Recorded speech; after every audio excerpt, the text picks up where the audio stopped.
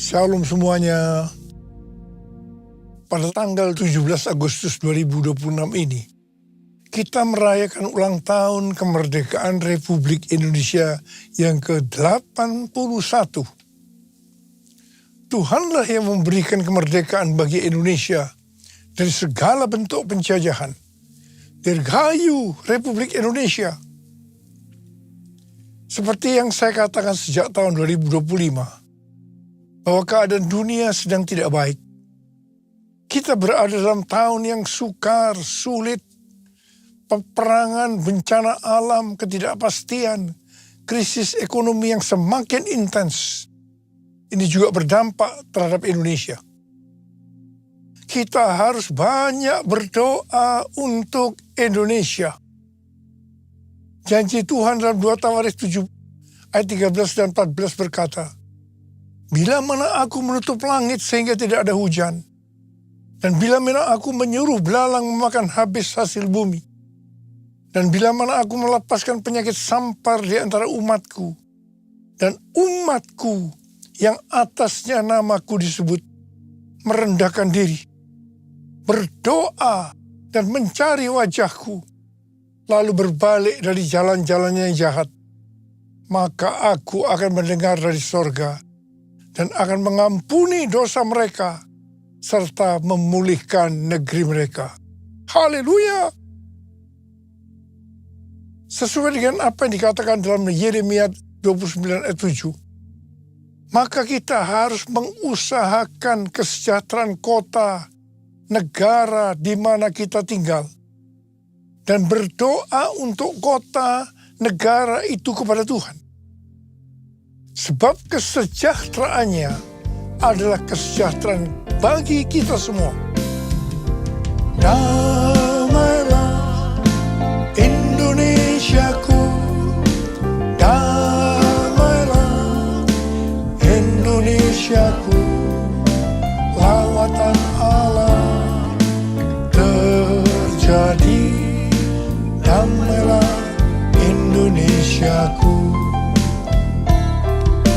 damailah Indonesiaku.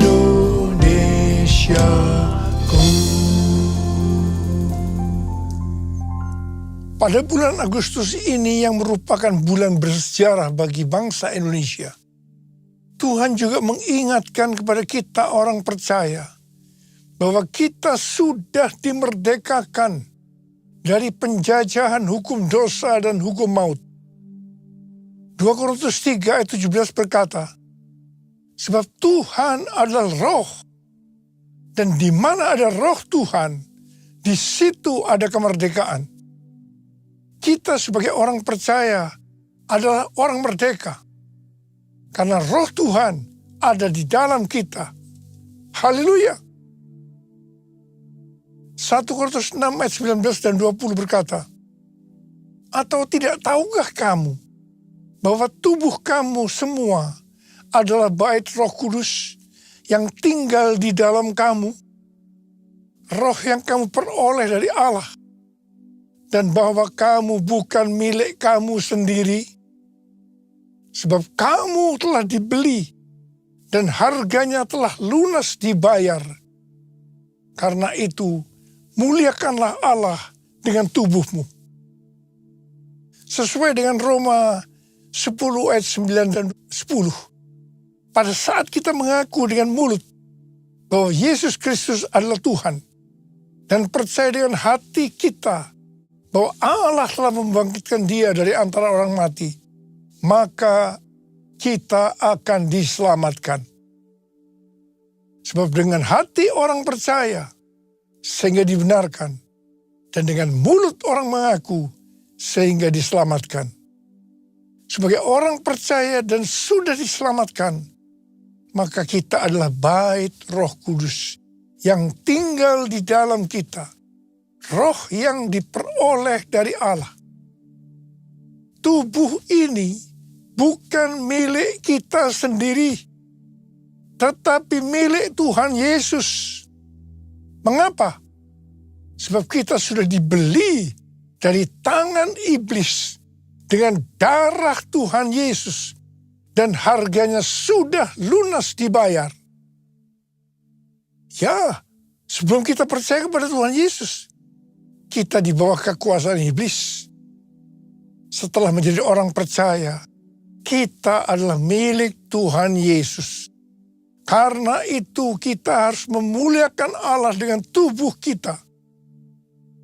Roma 12 ayat 1 berkata, oleh kemurahan Allah, aku menasihatkan kamu, supaya kamu mempersembahkan tubuhmu sebagai persembahan yang hidup, yang kudus, dan yang berkenan kepada Allah.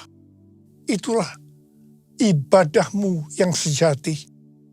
Janganlah kamu menjadi serupa dengan dunia ini, tetapi berubahlah oleh pembaruan budimu, sehingga kamu dapat membedakan mana kehendak Allah, apa yang baik, yang berkenan kepadanya, dan yang sempurna. Segala yang kita miliki adalah milik Tuhan Yesus.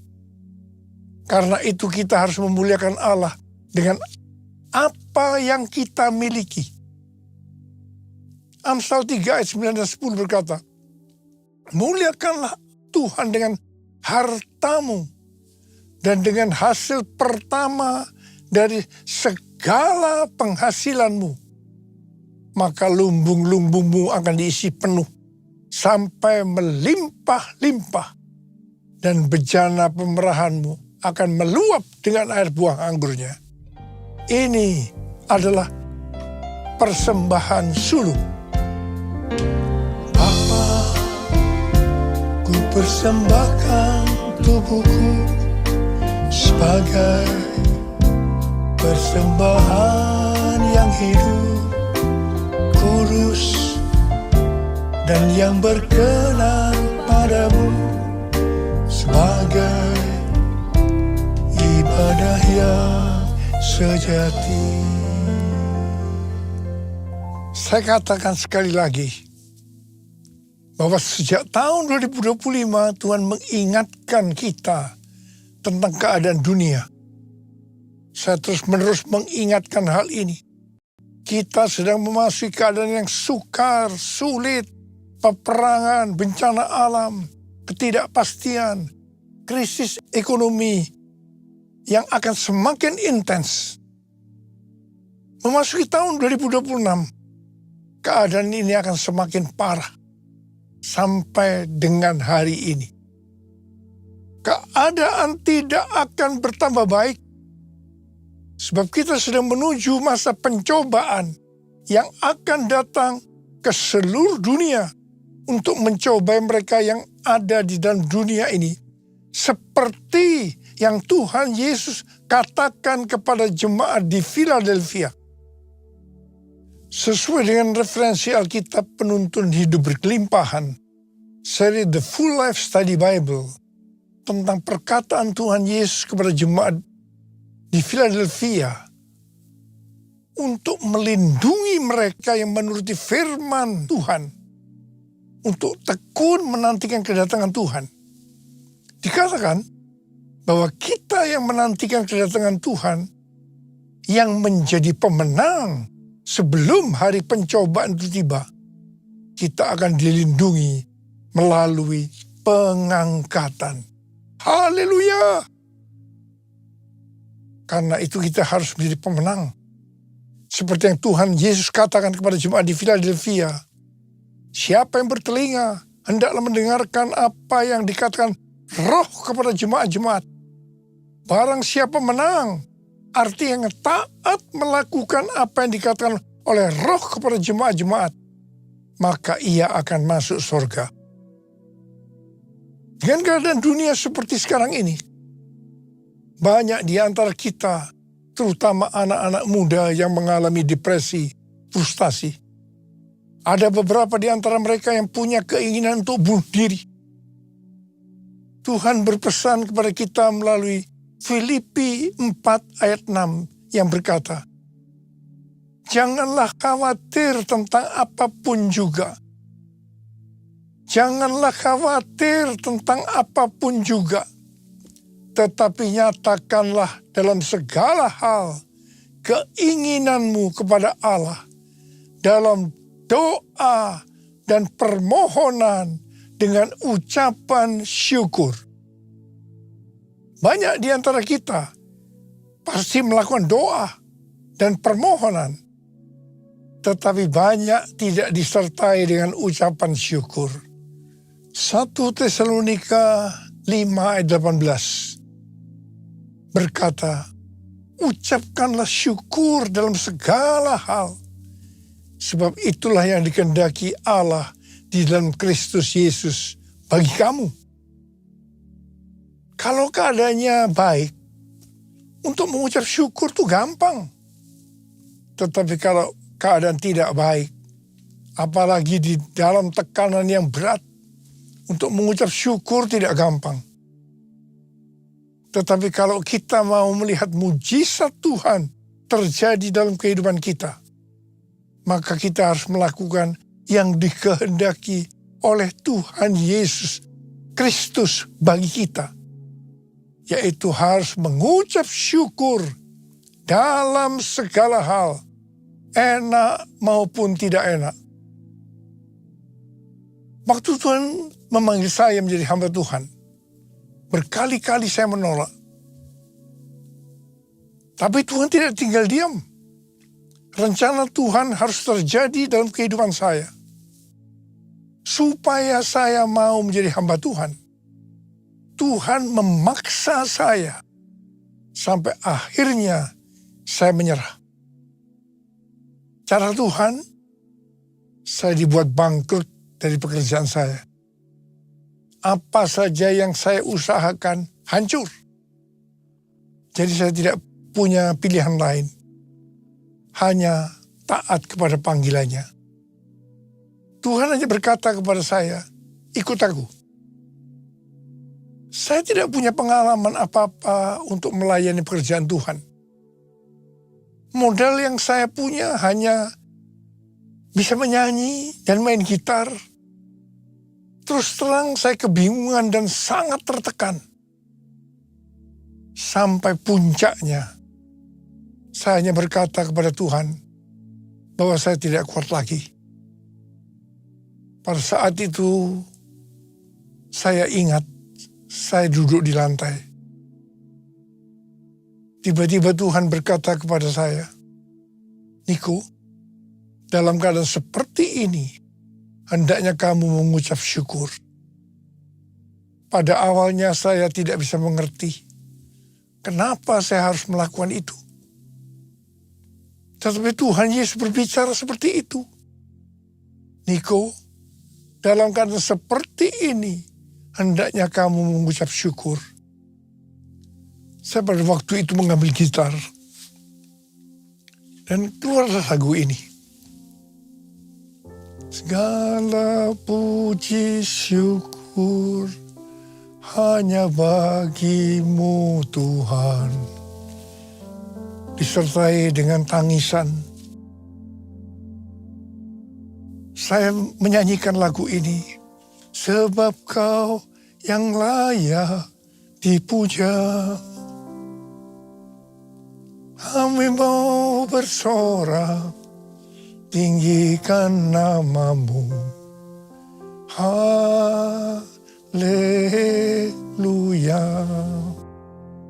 Saudara, asal mulanya lagu ini tuh seperti ini temponya. Sekarang kita menyanyikan dengan sukacita. Tapi pada waktu itu, saya juga nyanyinya tidak seperti ini. Dengan terbata-bata, disertai dengan tangisan. Saya terus segala puji. Saudara, ini untuk pertama kalinya saya mengucap syukur dalam keadaan yang tidak enak. Saya percaya, kalau saya ada sebagaimana saya ada seperti sekarang ini, salah satunya karena saya melakukan perintah Tuhan untuk mengucap syukur dalam segala hal, enak maupun tidak enak. Saya mau katakan sesuatu. Ada kuasa dalam pengucapan syukur. Banyak orang yang mengalami mujizat-mujizat dengan mengucap syukur dalam segala hal. Ada yang mengalami seperti yang terdapat dalam 1 Korintus 2 ayat 9. Apa yang tidak pernah dilihat oleh mata, dan tidak pernah didengar oleh telinga, dan tidak pernah timbul dalam hati manusia, yang disediakan Allah bagi mereka yang mengasihi Dia. Ku mau selalu bersyukur, selalu bersyukur. Kau Tuhan yang setia, yang selalu menopang. Ku mau selalu bersyukur, selalu bersyukur. Kau Bapa-Ku yang setia, Kau Bapa-Ku yang setia. Hari-hari ini saya terus-menerus dengan bertalu-talu minta kepada Tuhan untuk lebih mengerti akan isi hati Tuhan. Lebih mengerti akan tuntunan Tuhan untuk kehidupan ini. Tuhan menjawab dalam Yeremia 33 ayat 3. Berserulah kepadaku, maka aku akan menjawab engkau dan akan memberitahukan kepadamu hal-hal yang besar dan tidak terfahami, hal-hal yang tidak kau ketahui. Saya banyak berseru dalam doa, pujian, dan penyembahan bersama-sama dalam unity siang dan malam. Tuhan memberikan pengertian tentang tema tahun 2026. Tahun 2026 adalah tahun amanat agung. Begitu memasuki tahun amanat agung, keadaan dunia menuju kepada keadaan yang tidak baik. Lebih lagi, untuk menyelesaikan amanat agung, yaitu supaya Injil diberitakan di seluruh dunia, menjadi kesaksian bagi semua bangsa. Supaya kita memuridkan bangsa-bangsa, goncangan-goncangan harus terjadi. Tema tahun 2026, tahun amanat agung, ini untuk mengingatkan bahwa kedatangan Tuhan Yesus sudah sangat dekat. Tuhan Yesus berkata, Aku datang segera. Untuk menyelesaikan amanat agung, harus dengan pola Tuhan Yesus. Seperti yang terdapat dalam Kisah Para Rasul. Di sini dituliskan, untuk menyelesaikan amanat agung, harus melalui 3 langkah. Langkah yang pertama, harus menerima kuasa Roh Kudus. Waktu Tuhan Yesus akan naik ke sorga, Dia memberikan pesan yang terakhir kepada murid-muridnya. Dalam Kisah Para Rasul 1 ayat 8. Tetapi kamu akan menerima kuasa kalau Roh Kudus turun ke atas kamu. Dan kamu akan menjadi saksiku di Yerusalem dan di seluruh Yudea dan Samaria dan sampai ke ujung bumi. Penyelesaian amanat agung dimulai dari Yerusalem. Kemudian seluruh Yudea dan Samaria dan sampai ke ujung bumi. Setelah itu Tuhan Yesus naik ke sorga. 120 murid berkumpul di kamar loteng di Yerusalem. Apa yang mereka lakukan untuk menantikan pencurahan Roh Kudus? Mereka semua bertekun dengan sehati dalam doa bersama-sama. Artinya mereka berdoa, memuji, dan menyembah Tuhan dalam unity siang dan malam. Ini adalah prinsip restorasi Pondok Daud. Ini adalah prinsip menara doa. 10 hari setelah melakukan ini, pada hari raya Pentakosta, tiba-tiba terdengarlah bunyi seperti tiupan angin keras memenuhi ruangan itu. Dan tampaklah lidah-lidah seperti nyala api yang bertebaran dan hinggap kepada kepala mereka masing-masing. Mereka dipenuhi Roh Kudus. Mereka berkata-kata dalam bahasa-bahasa lain seperti yang diberikan oleh Roh Kudus itu kepada mereka untuk dikatakan. Itu adalah bahasa roh. Apa yang terjadi setelah murid-murid dipenuhi dengan Roh Kudus? Hal yang pertama, Petrus berkhotbah sekitar 5 menit. 3.000 orang bertobat dan dibaptis. Dan hal yang kedua, setelah murid-murid dipenuhi dengan Roh Kudus, mereka dipakai oleh Tuhan untuk menyatakan tanda-tanda dan mujizat. Sehingga banyak orang yang bertobat. Hal yang ketiga, setelah murid-murid dipenuhi dengan Roh Kudus, maka cara hidup mereka berubah. Sehingga banyak orang yang bertobat. Perubahan-perubahan yang terjadi dalam cara hidup jemaat yang membuat banyak orang bertobat adalah yang pertama, mereka bertekun dalam pengajaran rasul-rasul. Bagi kita, ini juga bisa diartikan mereka suka membaca Alkitab. Yang kedua, mereka suka berdoa dan hidup dalam unity. Yang ketiga, mereka suka memberi. Yang keempat, mereka suka memuji Allah dan bergembira. Tulus hati atau hidup berintegritas. Alkitab katakan bahwa mereka disukai semua orang. Dan tiap-tiap hari jumlah orang yang diselamatkan bertambah. Haleluya! Langkah kedua untuk menyelesaikan amanat agung menurut Kisah Para Rasul adalah melalui aniaya. Setelah Stefanus dibunuh, terjadi aniaya bagi pengikut Kristus. Kecuali para rasul, mereka lari ke Yudea dan Samaria sambil memberitakan Injil. Jadi awalnya amanat agung hanya terjadi di Yerusalem. Untuk sampai ke Yudea dan Samaria, mereka harus mengalami aniaya. Mereka tadinya ada di zona nyaman di Yerusalem. Siapa yang tidak mau menjadi orang Kristen dengan keadaan yang seperti itu? Tetapi amanat agung belum selesai. Sebab selain Yerusalem, amanat agung harus terjadi di Yudea dan Samaria. Supaya mereka mau menyelesaikan amanat agung sampai Yudea dan Samaria. Tuhan izinkan aniaya terjadi. Metode ini tetap terjadi sampai hari ini.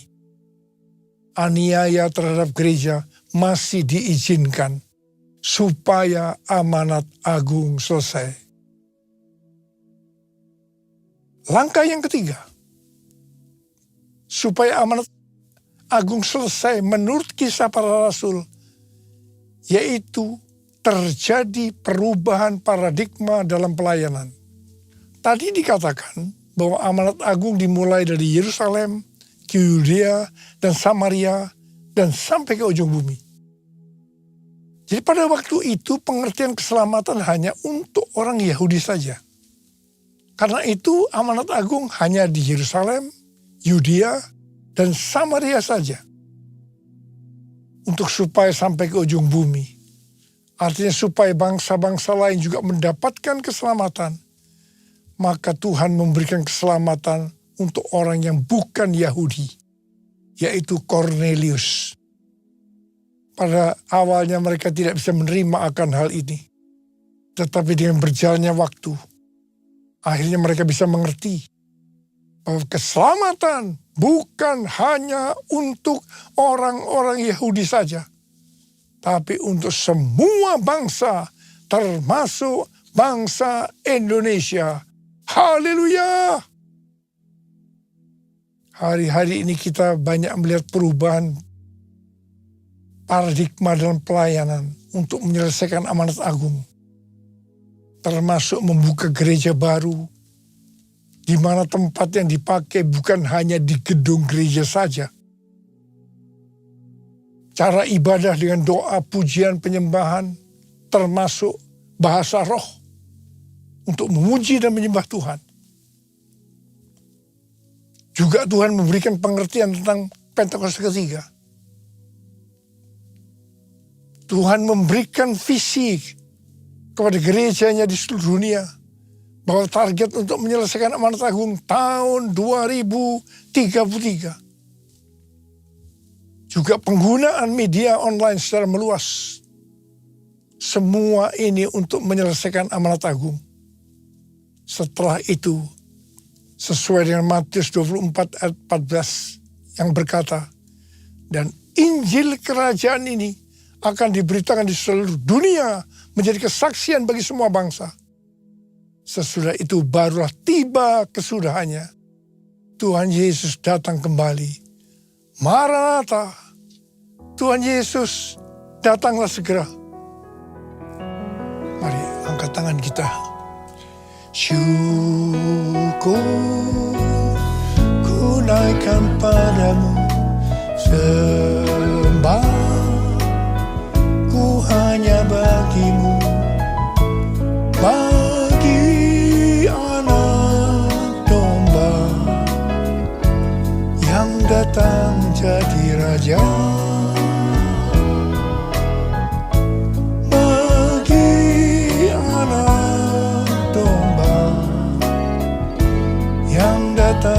Jadi raja.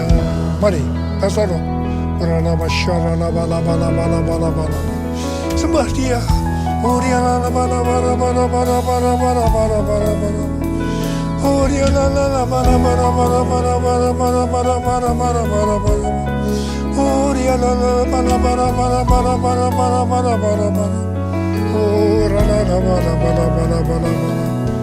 Apa urapi kami, apa urapi anak-anak-mu yang sedang menanti-nantikan kedatangan Tuhan.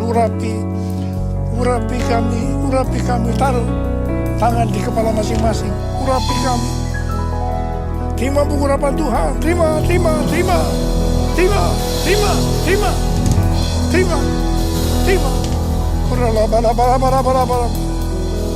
Bagi anak domba yang datang jadi raja, bagi anak domba yang datang jadi raja.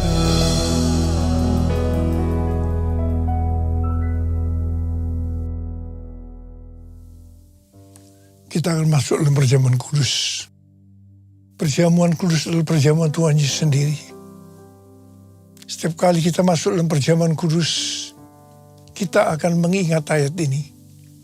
Sebab setiap kali kamu makan roti ini dan minum cawan ini, kamu memberitakan kematian Tuhan sampai Ia datang. Perjamuan kudus adalah perjamuan Tuhan Yesus sendiri. Setiap kali kita masuk dalam perjamuan kudus, Yesus selalu berkata, biarlah ini menjadi peringatan akan daku. Peringatan akan daku. Karena itu arahkan hati kita kepada kebaikan Tuhan. Supaya kita lebih mengasihi Tuhan Yesus. Kita lebih mengasihi satu dengan yang lain. Bapa, siapakah kami sebelum kami mengenal Engkau? Kami semua orang berdosa. Upah dosa adalah maut, mati. Tapi Engkau yang tidak berdosa telah dijadikan dosa oleh karena kami. Engkau harus turun dari sorga mulia, mati ganti kami dengan penderitaan yang luar biasa. Sungguh kalau kau pikirkan betapa baiknya Engkau Tuhan, betapa baiknya Engkau itu. Kau jadikan kami sebagai anak-anak-Mu. Engkau tuntun, Engkau bela, Engkau lindungi, Engkau berkati kami. Engkau tegur juga kalau kami salah, ya Abah. Itu Engkau ya Abah, itu Engkau. Tuhan Yesus akan memberkati kita melalui perjamuan kudus. Tapi Tuhan mau agar kita makan dan minum dengan cara yang benar. Karena itu masing-masing berdoa, introspeksi. Firman Tuhan sudah dibagikan. Mari mengaca pada firman yang sudah dibagikan. Kalau Tuhan mengingatkan agar kita menyelesaikan segala sesuatunya dengan Tuhan, langsung minta ampun. Ampuni kami Tuhan. Ampuni kami. Ampuni kami Tuhan. Ampuni. Bapa, terima kasih. Kami akan masuk dalam perjamuan khusus dengan hati yang penuh ucapan syukur. Dalam nama Yesus kami berdoa. Amin.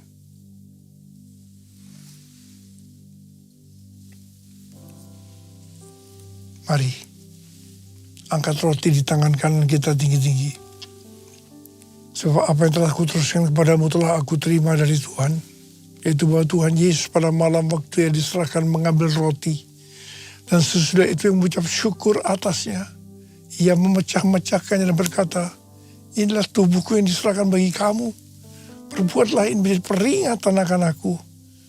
Sudah dikasih Tuhan, bukankah roti yang kita pecah-pecahkan ini adalah persekutuan kita dengan tubuh Kristus. Mari kita makan dalam nama Yesus.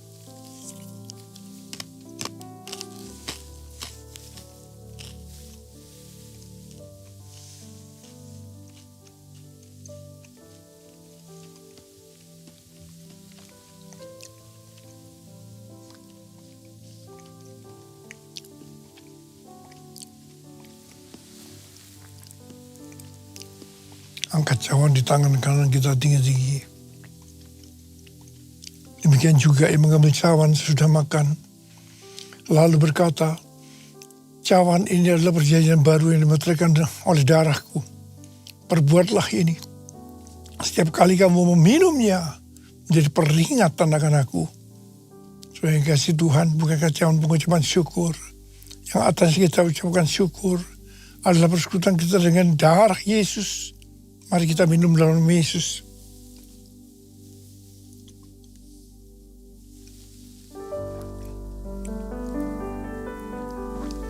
Ucapkan syukur dan terima kasih dengan suara. Tuhan, kami bersyukur Tuhan.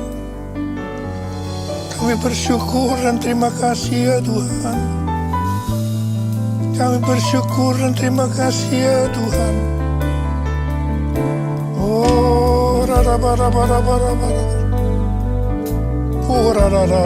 Angkat tangan saudara. Saat ini Kau sedang menyembuhkan yang sakit ya Tuhan. Kau sedang membebaskan yang terikat. Kau menghibur yang susah. Kau menguatkan yang lemah. Kau memberikan pengharapan yang baru bagi yang datang dengan putus pengharapan. Tuhan terima kasih. Tuhan terima kasih. Tuhan terima kasih. Tuhan makasih Yesusku, terima kasih Yesusku. Puji syukur hanya bagi Tuhanku. Terima kasih Yesusku, terima kasih Yesusku. Puji syukur hanya bagi Tuhanku.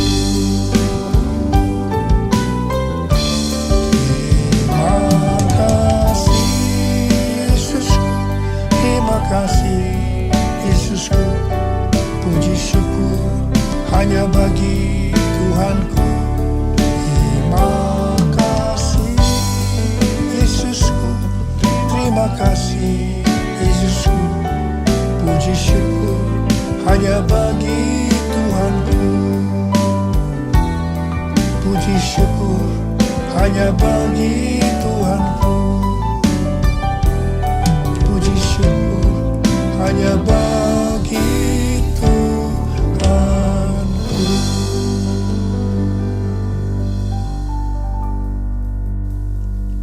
Sekarang terimalah berkat Tuhan. Kasih karunia yang berlimpah-limpah daripada Allah Bapa dalam Anak yang tunggal Yesus Kristus. Persekutuan yang manis dengan Roh Kudus menyertai kita semua mulai hari ini. Sampai Tuhan Yesus datang menjemput kita di awan-awan dan bahkan sampai selama-lamanya. Yang percaya bersama-sama katakan, amin.